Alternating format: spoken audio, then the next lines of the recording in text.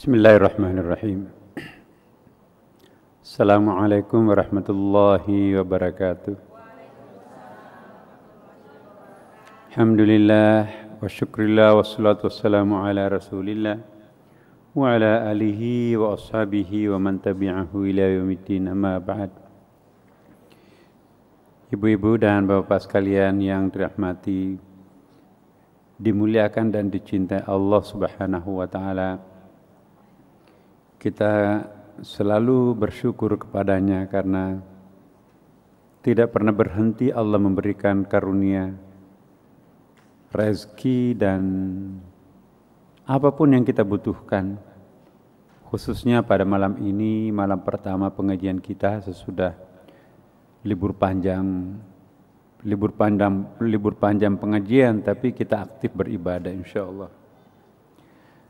Teman-teman kita yang lain masih dalam perjalanan dari Jawa, Sumatera dan dari Indonesia Timur. Tetapi alhamdulillah yang hadir di sini mungkin nggak mudik ya Bu, Bapak? Mudik ya? Wow, tidak mau ketinggalan ya. Alhamdulillah. Baik Bapak Ibu sekalian, saya belum sempat mudik. Jadi mudik itu sebetulnya fenomena yang sosiologis tapi juga sekaligus merupakan kesempatan untuk recharge, mengecas kembali energi spiritual kita, energi kultural kita, energi batin kita dengan menengok lekuk-lekuk rumah yang pernah melahirkan kita, yang pernah kita tempati bermain-main waktu masih kecil. Sempat juga menengok makam orang tua kita, mungkin kakek nenek yang sekarang dia membisu di alamnya di sana. Berbeda dengan tahun-tahun yang lampau, setiap kali kita mudik ada yang jemput, ada yang memasakkan masakan kesukaan kita. Sekarang mereka sudah tidak ada lagi, bahkan dia terbujur kaku di alam baka, alam barzah di sana. Dengan menatap makam almarhum atau almarhumah, maka seharusnya kita memperoleh penyadaran bahwa alhamdulillah orang tua kita mati dipanggil Allah dalam keadaan husnul khatimah. Kita enggak tahu nanti seperti apa nasib kita. Apakah kita akan dicabut nyawanya di masjid? Apakah di tempat maksiat? Allahu a'lam. Jadi manfaat pulang kampung harus kita ambil hikmah positifnya.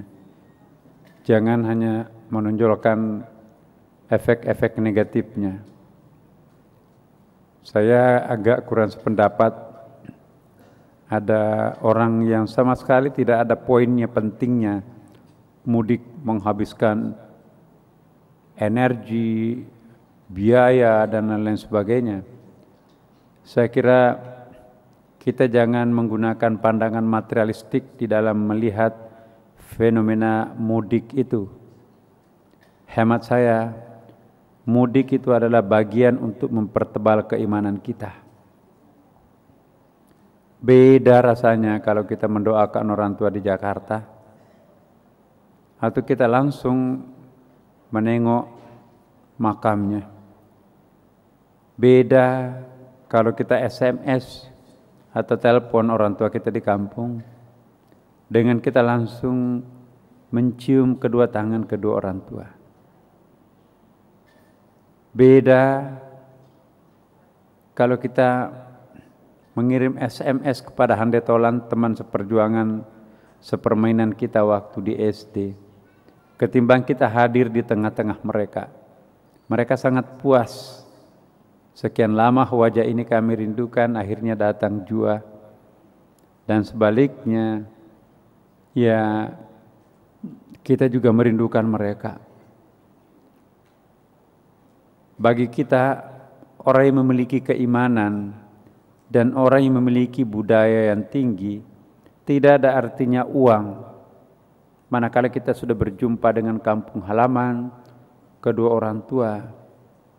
Tapi kalau kita menggunakan rumus-rumus ekonomi, setengah mati mengumpul uang selama 1 tahun, habis dalam tempo semingguan.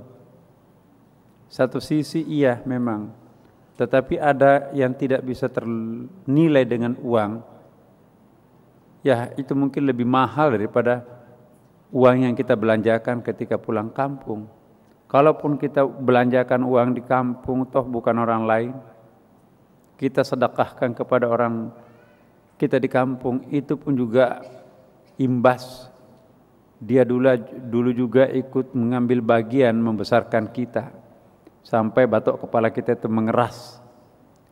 Apa artinya itu semua, Bapak Ibu sekalian?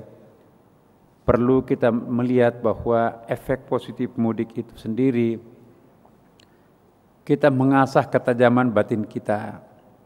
Alhamdulillah, miskin kita di kota, tetapi menengok kampung halaman, ternyata jauh lebih miskin dari kita. Kita pegawai negeri atau mungkin pegawai swasta, gajinya di atas gaji minimum rata-rata Jakarta, taruhlah misalnya 2 juta per bulan, 3 juta. Ternyata kita di sana masih menemukan orang yang gajinya 200.000 per bulan. Dan itu sudah orang terhormat. Contohnya guru-guru ngaji kita di kampung. Saya tahu persis bahwa gaji mereka itu rata-rata berkisar 200.000 rupiah. Itu lumayan, sudah naik 100%. Dulu cuma 100.000 rupiah. Apa artinya 100.000 rupiah di kota Jakarta, Bapak Ibu? Satu kali keluar masuk tol habis. Iya. 2 kali, 3 kali parkir di gedung bertingkat, habis. Jadi 1 kali kita parkir mobil, itu bisa dimakan 1 keluarga di kampung. Terbukalah mata hati kita melihat bahwa ternyata Masya Allah, di kampung lebih sederhana lagi perekonomiannya. Tetapi pada saat yang bersamaan, meskipun rezekinya sedikit, tetapi hatinya amat ikhlas, amat tulus. Jangan-jangan dia lebih khusyuk dalam sholatnya ketimbang kita yang banyak uang. Ya, dia nggak pernah berdosa. Mau berdosa dengan siapa? Dia nggak pernah menyakiti hati orang. Dan dia juga tidak pernah memfitnah. Apa untungnya kalau kita di kota terlalu sumpek? Kalau banyak orang yang tidak sabaran, akhirnya terjadilah pelanggaran itu. Jadi khusus untuk komentar saya secara pribadi Bapak Ibu sekalian, bahwa mudik itu ambil positifnya, karena memang rasanya tidak sah sebagai masyarakat kita yang lebaran tanpa mudik. Itu enggak rasional, tetapi sangat emosional. Tapi emosinya bukan negatif, hemat saya masih emosi positif. Jangan melihat jumlahnya 461 orang meninggal di jalan, seolah-olah hanya terjadi pada peristiwa mudik. Padahal jumlah yang sama, hampir sama pada bulan-bulan yang lain. Emang nasibnya dicabut nyawanya di tengah jalan. Jadi seolah-olah gara-gara lebaran ini sampai 400-an, bahkan di luar lebaran mungkin pernah mencapai 500-an orang pada kecelakaan masif misalnya. Jadi jangan sampai media kita itu mencitra negatifkan pulang kampung, mencitra negatifkan gara-gara lebaran, mencitra negatifkan Idul Fitri, mencitra negatifkan niat yang luhur ada orang yang ingin sungkem minta ampun terhadap kedua orang tuanya. Ya. Menurut hemat saya, dengan niat yang luhur akan sowan minta maaf atau menyambangi kedua orang tuanya di kampung, lantas meninggal di jalan, mati syahid. Niat luhur kok. Di dalam hadis, jihad itu, kalau ada jihad melawan Israel di sana, itu jihad. Tapi Allah menempatkan jihad membela kepentingan kedua orang tua itu lebih utama daripada melawan musuh-musuh Allah Subhanahu wa taala. Jadi nomor satu itu adalah membela, menyejahterakan kedua orang tua. Sesudah itu baru pergi ke sana. Nah, jangan sampai orang tua kita terlantar mau pergi ke Hamas di sana. Niatnya bagus, insya Allah lillahi ta'ala juga. Tetapi tidak semua niat baik itu ya dihargai sebagai sebuah jihad. Malah ada ayatnya, la tulqu aydiyakum ila tahluka. Jangan menceburkan diri kalian ke dalam kebinasaan. Belum sampai melawan musuh, baru melawan alam. Masuk ke situ melewati padang pasir, masuk ke situ melalui berbagai macam rintangan, pemeriksaan, salah sedikit nyawa melayang. Ya, memang itu resiko perjuangan, resiko jihad. Tetapi kalau nyata-nyata bahwa efek negatifnya lebih besar ketimbang kita tidak berangkat atau ada langkah lain, Nabi mencontohkan. Memerintahkan sahabatnya untuk hijrah ke Madinah. Iya. Hijrah ke Madinah, tinggalkan Mekah. Kita jangan mengerahkan orang pergi ke Hamas, pergi ke Palestina.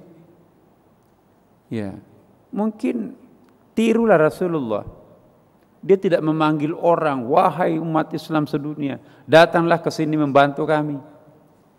Nabi justru meminta, wahai umat Islam Mekah, mari kita hijrah ke Madinah. Enggak pernah tuh, ayo mati syahid di Mekah, jangan ada yang lari. Mati syahid kita mati di Mekah ini semuanya. Enggak. Makanya itu perintah Quran juga, wahajaru wajahadu, hijralah dan kemudian jihadlah. Jadi 5 kali disebutkan perintah jihad, selalu diawali dengan hijrah. Jadi hijrah dulu, kalau enggak mempan hijrah, apa boleh buat? Jihad. Dalam jihad itu pun juga 5 kali. Wajahidu bi amwalikum wa anfusikum, harta dulu dikorbankan, baru jiwa. Jadi jangan nyawanya di store di situ. Kalau ada harta, belikan obat. Kalau bisa mengakses senjata, belikan tuh senjata. Ganti katapelnya dengan apa kayak begitu. Jadi jangan menyetor nyawa di situ. Itu bukan jihad. Nyata-nyata kalau itu nanti akan mati konyol, belum tentu mati syahid. Ini perlu kita fahami, Bapak Ibu, para pendengar di rumah juga yang mengikuti siaran radio ini dan juga mengikuti rekaman ini. Kembali lagi saya ingin menegaskan di sini, bukan saya mengajak Bapak Ibu untuk pengecut, tidak sama sekali. Siapa sih yang tidak punya jiwa jihad setelah mengucapkan 2 kalimat syahadat? Tetapi kita dilarang Rasulullah, dilarang oleh Allah mati konyol. Pakai batu melawan tank. Menang siapa? Digilas mobil mati. Apakah mati syahid? Itu sama dengan bunuh diri. Justru kita harus hijrah.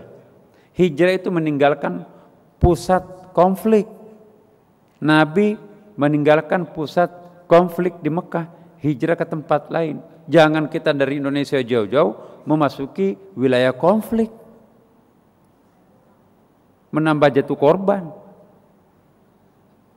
Kecuali kalau memang pasti menang kalau kita juga ikut membantu di situ. Segelintir masa bisa melawan jet tempur yang canggih seperti itu. Jadi saya kira mohon maaf, ini bukan melawan, bukan mengajak teman-teman bersikap jihad. Siapa yang tidak sakit saudaranya dibombardir di situ. Tetapi kita tidak boleh emosional. Karena saudara kita di situ dibantai, lantas kita dengan tangan kosong menambah jumlah kematian di situ. Tidak boleh. Jadi Bapak Ibu sekalian, ada lagi sekarang ini, mohon maaf, ISIS itu. Ini cari pendaftaran, mau menjadi ISIS. Saya ingin mengingatkan kepada umat Islam, hati-hati di sini. Mau melawan siapa ISIS itu? Yang dilawan itu kok orang Islam di Syria itu kan? Yang dihadapi adalah pemerintah yang berdaulat, yang dipilih secara demokratis. ISIS itu kan, ya, Islamic State in Iraq.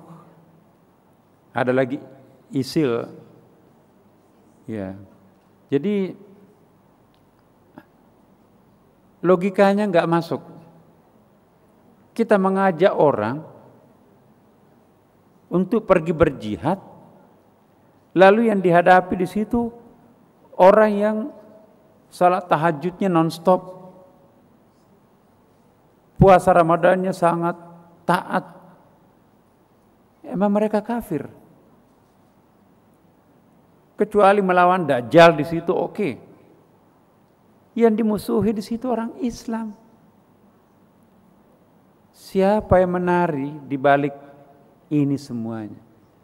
Ini konyol banget. Saya menghimbau kepada jamaah sekalian,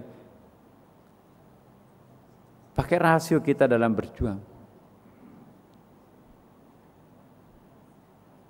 Kecuali melawan orang kafir, masuklah ISIS di situ. Tapi anehnya, jangan-jangan yang kita akan bunuh itu lebih taat ibadahnya ketimbang kita. Saya ingin bertanya, ya, apakah dapat pahala yang dengan surga? Orang yang kita bunuh adalah ahli salat lail, ahli salat tahajud, ulama-ulama, hafal Quran, masjid dirobohin. Masya Allah. ISIS. Heran. Anak-anak muda juga getol, ada beberapa yang mau mendaulat dirinya, membaiat. Ya. Hati-hati Bapak Ibu sekalian. Kita negaranya sudah amat tenang, damai. Tiba-tiba kita mau membaiat diri kita sendiri, mau membantu negara di sana itu, melawan siapa? Pemerintah yang berkuasa. Siapa pemerintah yang berkuasa? Irak dan Syria. Syria dipilih secara demokratis, semua mereka itu pimpinannya adalah Muslim. Mereka membangun masjid-masjid dan tempat-tempat tahfizul Quran. Tiba-tiba kita datang menggempur mereka dengan masjidnya, dengan madrasahnya. Masuk akal enggak itu disebut sebagai jihad? Mana ada contohnya pada masa Nabi? Menggempur sesamanya mujahid. Jadi hati-hati. Mohon maaf kalau ini saya sampaikan di masjid kita yang tercinta ini. Saya tahu persis siapa ISIS. Jadi mau melawan siapa? Melawan rezim berkuasa Syria. Bahkan Al-Qaeda pun juga dikafirkan. Nah, Al-Qaeda itu sudah lebih dari cukup menyakiti hati umat Islam, Ada yang lebih keras lagi daripada Al-Qaeda, yaitu ISIS. Nah, mari kita ke masjid seperti ini Bapak Ibu sekalian, perdalam agama kita. Saya sangat yakin orang yang mendalami agama pasti dia tidak akan menempuh jalan kekerasan dalam mencapai tujuan. Sudah sejarah membuktikan bahwa menegakkan Islam dengan pedang itu enggak berkah, enggak tahan lama. Coba Spanyol tuh, pakai pedang menaklukkan Spanyol, 600 tahun habis, masjid dirubah jadi gereja. Tapi coba lihat Indonesia, datang dengan cara yang damai, penuh pengertian. Nah, ini sudah berapa abad Indonesia Muslim, bukan mereka pergi meninggalkan Islam, populasi dan statistik umat Islam di Indonesia malah bertambah. Jadi ini sejarah membuktikan melalui jalan kekerasan seperti Spanyol akhirnya konyol. Ya. Tetapi melalui cara-cara damai seperti Islam masuk di Indonesia sampai hari ini luar biasa bertahan populasi umat Islam. Tanpa setetes darah mengalir dalam proses pengislaman Indonesia ini. Semua yang masuk Islam di Indonesia ini adalah dengan dada yang lapang. Oh iya ya. Tadinya kita menyangka Indonesia Islam itu begini dan begitu, tapi begitu kita bersentuhan, subhanallah, peradabannya, akhlaknya sangat tinggi. Orang bodoh yang tidak mau memeluk agama Islam, itu kata para raja-raja lokal kita dulu kan. Nah, kembali lagi Bapak Ibu sekalian, sesudah bulan suci Ramadan hati kita jadi bersih suci ini, mari kita mengukur apa perubahan terjadi pada diri kita sendiri sesudah bulan suci Ramadan ini. Ya, saya ingin membacakan bait-bait yang saya sudah terjemahkan di sini, kita terjemahkan. Tingkatan-tingkatan zikir, perolehan buah ketaatan yang disegarkan. Saya ulangi, perolehan buah ketaatan yang disegerakan adalah berita gembira bagi orang-orang yang beramal, bahwa akan ada balasan ketaatan yang ditunda, yaitu di akhirat. Al-Quran menjamin kita bahwa belanja Ramadan kita ke jalan Allah, energi yang kita gunakan untuk membela panji-panji keislaman, itu pasti tidak akan disia-siakan Allah. Di dunia kita rasakan manfaatnya, apalagi nanti di akhirat. Ya, perolehan buah ketaatan yang disegerakan adalah berita gembira bagi orang-orang yang beramal, bahwa akan ada balasan ketaatan yang ditunda, yaitu di akhirat. Seandainya Bapak Ibu, kita tahu apa yang akan dibalaskan Allah di surga atau di akhirat kelak, tidak ada orang yang mau mendapatkan pahalanya di dunia. Di dunia paling bisa dinikmati hanya beberapa waktu, 70 tahun, 80 tahun paling. Udahlah ya Allah, jangan balas aku di dunia, nanti di akhirat aja sekalian. Sanggupkah kamu menderita hidup pas-pasan? Sanggup. Daripada nanti saya konyol di akhirat, lebih baik saya menderita di dunia. Contohnya, orang yang suka ria, orang yang suka menyakiti hati orang lain, ya, pahala-pahalanya itu bisa habis di dunia. Hati-hati Bapak Ibu sekalian, setiap hari melakukan dosa dan maksiat, tapi kok Tuhan tidak memberikan musibah terhadapnya, jangan gembira, harusnya bersedih. Ini artinya jatah kebahagiaan yang seharusnya saya nikmati di akhirat habis dituangkan di dunia ini. Kita sudah pernah membaca baitnya kan? Ya. Jangan lantaran tidak pernah dicoba dengan musibah, padahal dalam waktu yang bersamaan selalu melakukan dosa, mengartikan bahwa dirinya akan luput daripada musibah kebencian Tuhan, tidak. Dan sebaliknya, kita juga tidak boleh kecewa. Kok saya langganan musibah padahal saya paling taat di RT saya untuk beribadah. Belum tentu ada di RT saya puasa Senin Kamis, salat tahajud, setiap malam salat sunat, apapun termasuk sunat tasbih yang panjang itu. Tapi kok Tuhan menganugerahkan kemiskinan? Tetangga saya yang tukang maksiat itu kaya, tidak pernah dapat musibah. Kita jangan mengukur pemberian Allah dalam kacamata dunia atau dalam kacamata fisik. Ingat hadis Nabi, tanda-tanda jika Allah menyayangi hambanya, Dia menyegerakan siksaannya di dunia agar lunas nanti di akhirat. Biasanya kalau orang beriman itu baru mencoba-coba sedikit melakukan dosa atau maksiat, langsung kena musibah. Baru mengambil sedikit, misalnya kertas 1 rem diambil di kantornya, ada spidol dibawa pulang ke rumahnya. Tiba-tiba belum sampai ke rumahnya, nabrak orang, mobilnya hancur, mobil yang ditabrak juga hancur. Harganya sebuah batang spidol itu mungkin hanya Rp5.000, tetapi yang terjadi apa? Harus habis 50 juta. 25 juta mobilnya, ongkosnya di bengkel, mobil yang ditabrak itu juga harganya sama. Ya.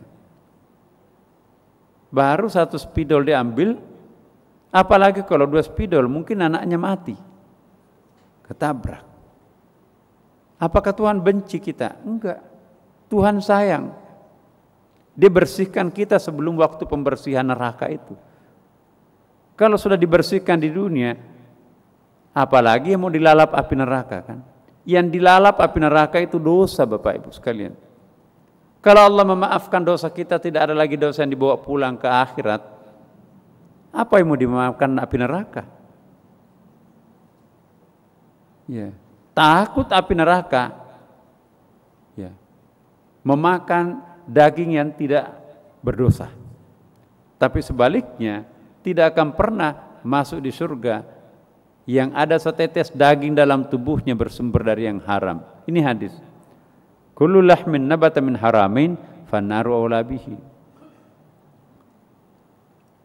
Seandainya kita tahu apa hikmah di balik musibah itu, Bapak Ibu sekalian, barangkali kita akan merubah doa kita.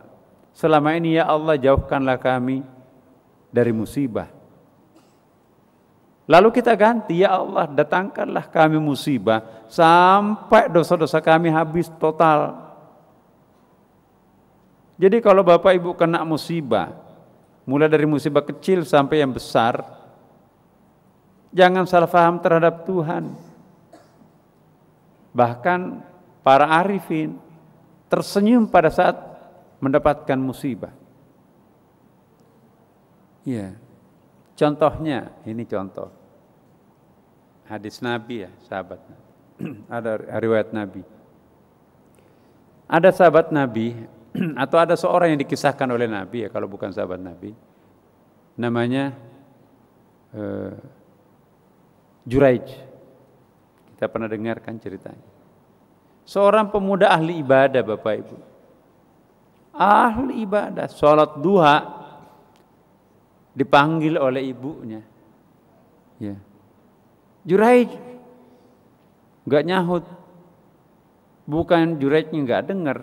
Sehingga dalam salat sunat duha, Juraij panggil lagi, Juraij, ya Allah, antara ibuku atau salat. Kalau saya menjawab panggilan ibuku, rusak salat ini. Juraij 3 kali. Aku lebih memilih salat, ya Allah. Akhirnya ketiga kalinya ibunya menambahkan, 3 kali saya panggil kamu nggak ngomong. Semoga Allah tidak mencabut nyawamu sebelum engkau menerima fitnah. Waduh, orang tua ini luar biasa, ibu ya. Akhirnya selesai salam. Tiba-tiba ada seorang ibu yang baru aja melahirkan, ya, diarak oleh penduduk setempat di kampung itu. Siapa orang yang menghamili kamu?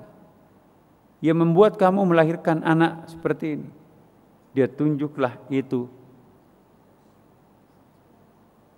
rumahnya Jurej. Jurej pada waktu itu dia bikin musala di dekat rumahnya kan.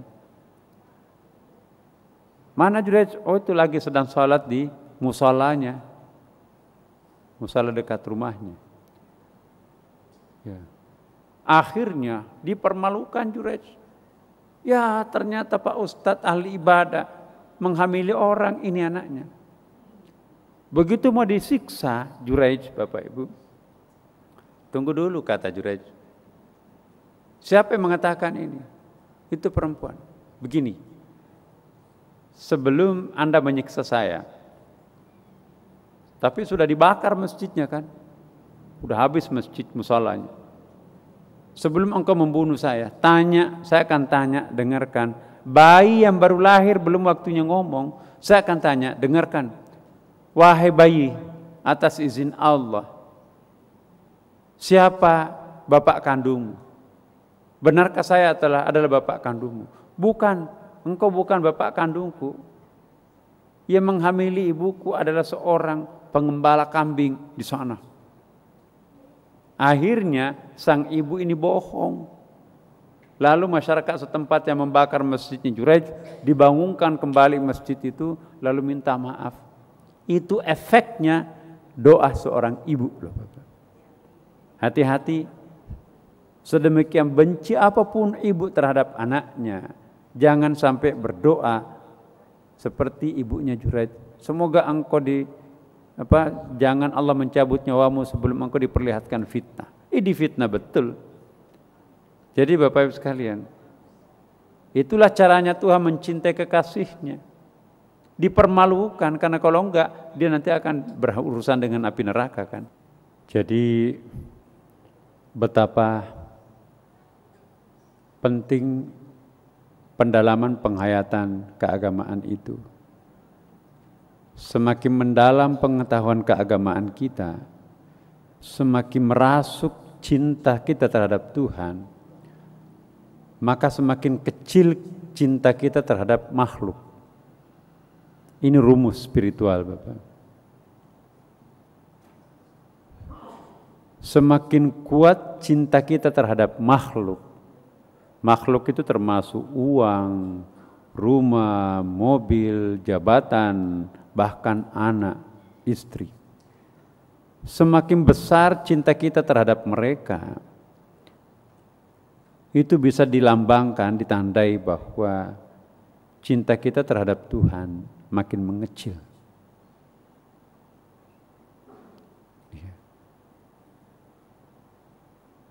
Tapi tidak bisa dianalogikan kebalikannya. Berarti semakin cinta kita kepada Allah, semakin tidak cinta kita terhadap istri, anak, harta. Enggak. Beda itu. Justru semakin cinta kita terhadap Allah Subhanahu wa ta'ala, maka kita akan juga bertambah cinta terhadap makhluknya. Beda kan Bapak Ibu? Kalau tadi statement pertama itu dimulai dari makhluk. Ya. Jadi semakin cinta kita terhadap sang makhluk, ya, mulainya dari makhluk. Tempat dalam hati yang bersangkutan, tempat Tuhan di dalam hatinya orang yang bersangkutan itu makin kecil. Kenapa? Karena mereka memulai mencintai materi, material, fisik. Ya. Ini akan beda kalau saya mengatakan semakin cinta kita kepada Allah, maka wujud pengejawentahannya itu adalah kita cintai makhluknya. Kenapa mencintai kedua orang tuanya? Karena saya mencintai Allah. Apa hubungannya? Allah mengatakan wa qadara rabbuka alla ta'budu illa iyyahu wa bil walidaini ihsana. Allah menetapkan kalian untuk tidak boleh menyembah siapapun apapun selain Allah, dan terhadap kedua orang tuamu hendaklah berbuat baik. Bagaimana bisa berbuat baik kepada Allah kalau kita tidak bisa berbuat baik kepada kedua orang tua yang secara nyata visual memberikan cinta yang sangat sejati terhadap kita? Ya. Konkret di depan mata kita, uang dikasih ke kita. Ayah membiayai kuliah kita. Orang yang secara visual berbakti nyata terhadap diri kita tidak mampu kita berbuat baik, apatah lagi pihak-pihak yang tidak bisa kita lihat, bisa kita respect terhadapnya. Termasuk di situ ada Allah Subhanahu wa taala. Ya. Yang benar adalah latihan mencintai Allah ialah cintailah kedua orang tua. Sulit mencintai Allah kalau kita sendiri tidak bisa mencintai kedua orang tua. Karena itu kedua orang tua itu adalah sama-sama memiliki unsur persamaan, ya. Kama rabbayani shaghira. Ya. Sebagaimana keduanya memelihara, membina, membimbing. Jadi sifat-sifat rububiyah pada diri kedua orang tua itu ada. Rububiyah artinya ketuhanan, divine. Yeah. Ada unsur divine education di situ, ya kan. Pendidikan keilahian yang datang dari ibu dan bapak. Kenapa keilahian di situ? Karena keikhlasannya betul-betul kedua orang tua itu tanpa pamrih. Dan itu kita bisa rasakan. Kalau kita mau bertanya kepada diri sendiri, ada enggak air mata yang tumpah berdoa di tengah malam buta selain ibu dan mungkin ayah kita?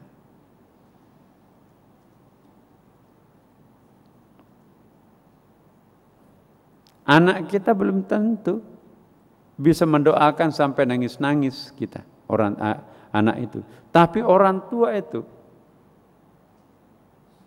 dia bisa nangis mendoakan anaknya. Apakah anaknya bisa nangis berdoa untuk ayahnya, ibunya? Boro-boro nangis, doa pun juga enggak. Boro-boro berdoa, salat pun juga enggak. Boro-boro salat yang dilakukan setiap hari maksiat. Jauh tuh. Nah makanya itu perintah untuk berbuat baik seorang anak kepada kedua orang tuanya. Kita tidak temukan secara tegas seperti halnya tegasnya perintah berbakti kepada kedua orang tua. Enggak ada ayat yang secara tegas, wahai kedua orang tua, berbaktilah kepada anaknya. Tanpa diperintah, dengan sendirinya orang tua itu pasti akan berbuat baik terhadap anak-anaknya. Iya kan Bapak Ibu? Bahkan kalau anak kecilnya sakit, doanya lain. Ya Allah, berikanlah penyakit itu kepada saya, jangan pada anak saya. Masih terlalu kecil untuk mengembang penyakit ini. Berikanlah penyakit itu kepada saya. Bayangkan seorang ibu doanya kayak gitu itu. Ya. Saya ingat doa itu keluar dari mulut ibunda saya ketika mendoakan adik saya yang sakit. Tapi ternyata juga istri saya pernah mendengarkan hal yang sama. Barangkali ibu-ibu semua di sini pernah berdoa seperti itu. Begitu cintanya terhadap anaknya, ya Allah berikanlah penyakit itu terhadap saya. Tapi saya nggak pernah dengar bapak. Mungkin dalam hati iya. Saya juga bapak. Rasanya pernah, seringlah. Cuma tidak terungkap. Tapi tanda cinta yang sejati itu diungkap ya kan. Luar biasa. Jika anaknya sakit, ibunya nggak bisa tidur. Semalaman itu menemani anaknya. Giliran bapaknya disuruh jaga ngorok. Ya, memang lain antara ibu dan ayah. Makanya itu Nabi juga mengatakan, kepada siapa kami mengabdi ya Rasulullah? Ibumu. Lalu kepada siapa lagi? Ibumu. Terus kepada siapa lagi? Ibumu. Lalu bapakmu. Ibumu. Sesudah itu ibumu. Sesudah itu ibumu lagi. Yang keempat baru bapakmu. Gak mungkin Nabi mengucapkan hal ini kalau dia tidak melihat fakta kenyataan. Tapi ini di negara Arab sana. Di Indonesia insya Allah sama ya Bapak ya. Ya sama-samalah Bapak Ibu mencintai anaknya. Apalagi kita di Indonesia itu seorang suami tidak malu-malu menggendong anak. Saya tuh baru tahu ya budaya Arab itu setelah tinggal di sana itu ternyata otoritas laki-laki itu luar biasa besarnya.